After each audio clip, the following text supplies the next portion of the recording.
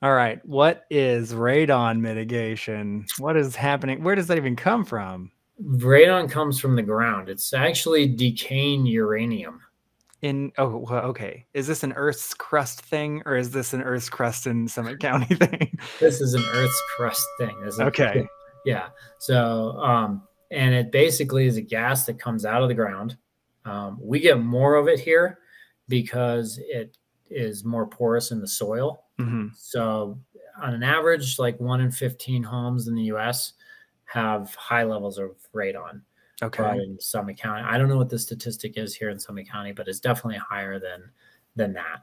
So the radon comes up through the ground and it gets trapped in your house, and you can't smell it, you can't taste it, it's odorless.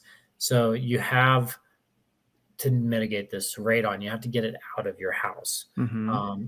So I'd highly recommend people test for it.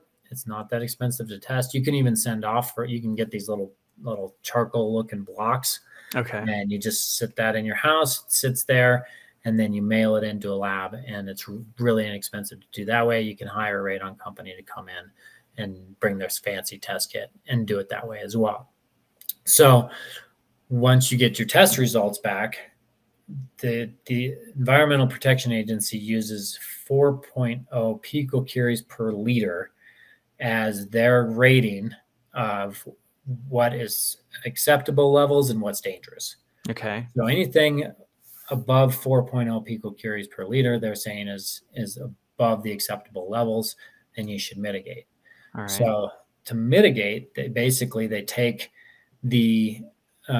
a tube, they run it under in your crawl space or under your slab, and then that's, if it's a crawl space, there's going to be plastic down there, and the tube goes under there. It's like perforated pipe, Mm-hmm. and then it just runs a pipe outside of your house, and it has a fan that's always running, and it just takes the radon out into the atmosphere where it would go anyway. So what does it do? Is it like what's the gas? Carbon monoxide? Is it like that where you don't wake up from going to bed? No, it's not that. Over time exposure, it causes lung cancer. Oh, wow. Yeah. So it's actually the number one leading cause of lung cancer death for non-smokers in the US. Whoa. Yeah. So it's got to be a big deal then.